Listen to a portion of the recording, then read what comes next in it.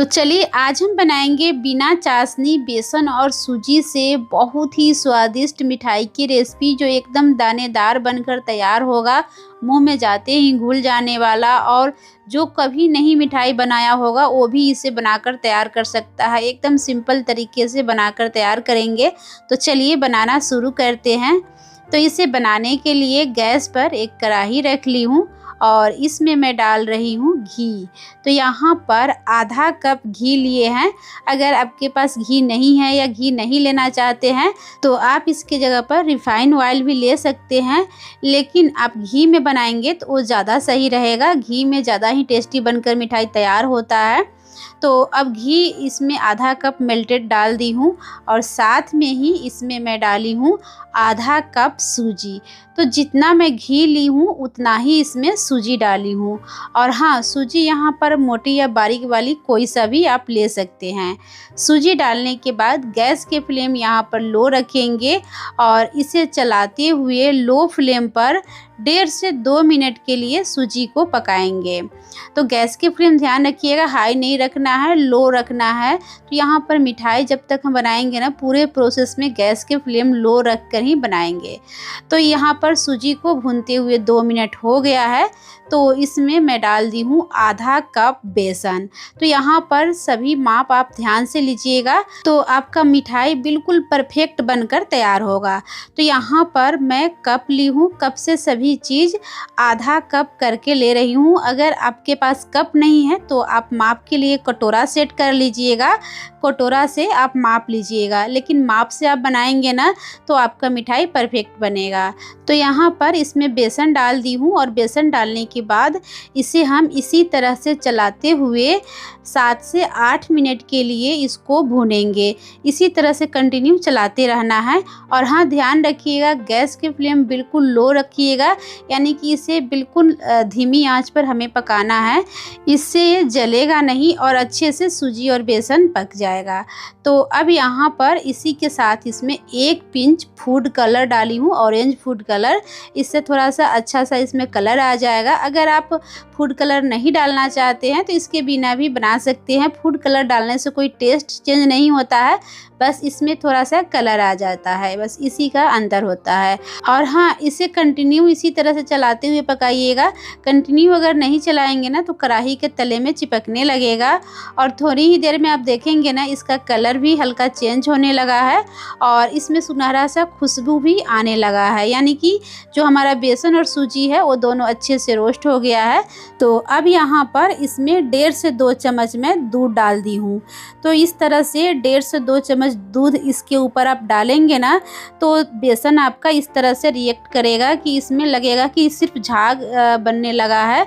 तो जब इस तरह से बेसन रिएक्ट करेगा ना तो समझिए कि सूजी और बेसन आपका अच्छे से फूल जाएगा और जब मिठाई आप खाएंगे ना तो वो एकदम दानेदार बनकर तैयार होगा। तो इसलिए आप यहाँ पे 1.5 से 2 चम्मच दूध ज़रूर डालिएगा, जिससे इस तरह से आपका मिठाई दानेदार बनकर तैयार होगा। तो यहाँ पर जैसे जैसे आप इसे चलाते जाएंगे वैसे वैसे इसका झाग ख़त्म होते जाएगा और इस तरह से ये मावा के फॉर्म में आ जाएगा। देखने में एकदम मावा की तरह लगेगा। और आपको उठाकर मैं दिखाई हूँ, आप देख सकते हैं इसमें दाना सा दिख रहा है, यानी कि दानेदार ये दिख रहा है। तो अब यहाँ पर इसी स्टेज पर गैस के फ्लेम को बंद कर देंगे और अब इसको इसी तरह से छोड़ देंगे। थोड़ी देर के लिए गैस के फ्लेम बंद करके ठंडा होने देंगे। ये ठंडा हो रहा है तब तक आगे की तैयारी कर लेते हैं। तो यहाँ पर एक मिक्सर जार लेंगे और अब इस मिक्सर जार में आधा कप चीनी डाल ली हूँ। अगर आप चीनी कम खाते हैं तो थोड़ा सा चीनी की मात्रा आप कम कर सकते हैं, लेकिन यहाँ पर सभी चीज़ मैं बराबर मात्रा में ली हूँ। चीनी, सूजी, बेसन, घी। तो इस तरह से आप लेंगे ना तो बिल्कुल परफेक्ट आपका मिठाई बनेगा। इस माप को ध्यान में रखिएगा। चीनी अच्छे से पीस गया है, पाउडर फॉर्म में आ गया है, तो चीनी को अभी साइड में रख दी हूँ।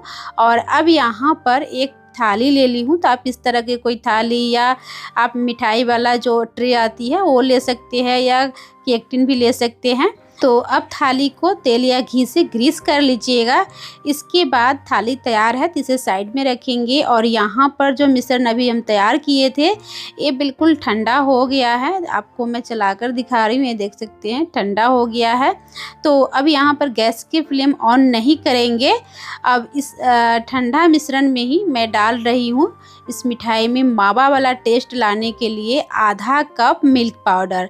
अगर आप मिल्क पाउडर नहीं डालना चाहते हैं तो इसके बिना भी बना सकते हैं, या आप चाहे तो मिल्क पाउडर मैं आधा कप डाली हूँ, आप 3 से 4 चम्मच भी डाल सकते हैं।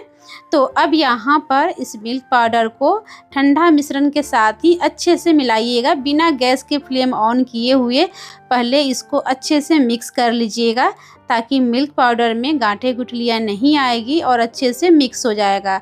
अगर गैस की फ्लेम ऑन करके मिक्स करेंगे ना तो अच्छे से मिक्स नहीं होगा और गुठलियाँ बनने लगेगी। तो यहाँ पर इसे अच्छे से मिक्स कर लिए हैं और ये देखिए बहुत ही अच्छे से मिक्स हो गया है। और हाँ फ्रेंड्स, एक बार आप इस मिठाई को बनाकर देखिएगा, यकीन मानिए बहुत ही टेस्टी बनता है। आप एक बार अगर बनाकर खा लिए ना तो आप इसका फ़ैन हो जाएंगे और बार बार इस मिठाई को बनाना पसंद करेंगे। तो अब यहाँ पर इसी स्टेज पर डाल दी हूँ जो चीनी पीस के रखी थी ना उसे, और इसी के साथ फ्लेवर के लिए 1 छोटा चम्मच इलायची पाउडर इसमें डाल दी हूँ, इससे अच्छा फ्लेवर आता है। और अब गैस के फ्लेम को चीनी डालने के बाद ऑन कर दिए हैं और गैस की फ्लेम लो रखे हैं, एकदम लो रखिएगा और लो फ्लेम पर इस तरह से चलाते हुए चीनी को अच्छे से मिला लेंगे। गैस की फ्लेम यहाँ पर इसलिए ऑन किए हैं कि चीनी हमारा अच्छे से मिक्स हो जाएगा, चीनी हल्का मेल्ट हो जाएगा। तो यहाँ पर चीनी के पाउडर डालने के बाद इसे अच्छे से चलाते हुए मिक्स करेंगे और जैसे जैसे चीनी ना मेल्ट हो रहा है वैसे वैसे ये थोड़ा सा गीला होते जाएगा, यानी कि इसमें बाइंडिंग आने लगेगा। और ध्यान रखिएगा गैस की फ्लेम आप मीडियम या हाई रखेंगे ना तो इसमें बाइंडिंग नहीं आएगा, इसलिए आप बिल्कुल लो फ्लेम पर इस तरह से चलाते हुए अच्छे से मिक्स कीजिएगा। और यहाँ पर आप देख सकते हैं चीनी हमारा मेल्ट हो रहा है और इसमें बाइंडिंग आने लगा है। तो अब यहाँ पर इसे मैं चीनी डालने के बाद 3 से 4 मिनट के लिए बस इसे पकाई हूँ और इसमें बहुत ही अच्छा बाइंडिंग आ गया है। तो गैस की फ्लेम बंद करके नीचे उतारेंगे और अब यहाँ पर जो थाली तैयार किए हैं उसमें गर्मा गर्म इस मिश्रण को डाल देंगे। गरम में ही डालिएगा, ठंडा करने के बाद नहीं डालना है। गरम में ही डालकर तुरंत इसे अच्छे से इस तरह से सेट कर दीजिएगा। तो यहाँ पर स्पैचुला से आप इसे अच्छे से फैलाते हुए ऊपर से इसको स्पैचुला घुमाते हुए चिकना करके अच्छे से सेट कर लीजिएगा। तो ये देखिए यहाँ पर इसे अच्छे से इस तरह से मैं सेट कर दी हूँ।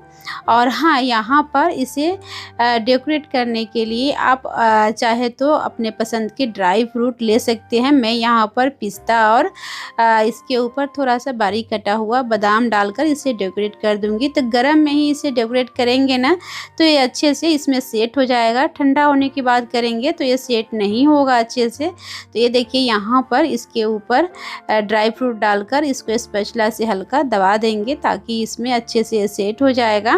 और अब यहाँ पर इसे इसी तरह से 2 से 2.5 घंटे के लिए छोड़ दीजिएगा ताकि ये ठंडा होने के बाद अच्छे से सेट हो जाएगा। और हाँ, अगर आपको जल्दी है तो आप इसे फ्रिज में 1 घंटे के लिए रख देंगे तो अच्छे से सेट हो जाएगा। तो ये देखिए यहाँ पर ये ठंडा होने के बाद अच्छे से सेट हो गया है।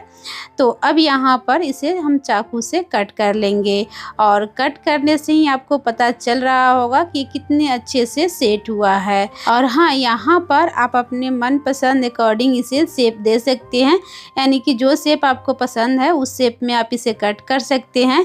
मैं यहाँ पर इसे स्क्वायर शेप में कट कर रही हूँ। और ये देखिए यहाँ पर इसे कट करने के बाद मैं आपको दिखा रही हूँ। ये देखिए बहुत ही अच्छे से प्लेट में से मिठाई निकल जा रहा है और एकदम परफेक्ट बनकर तैयार हुआ है।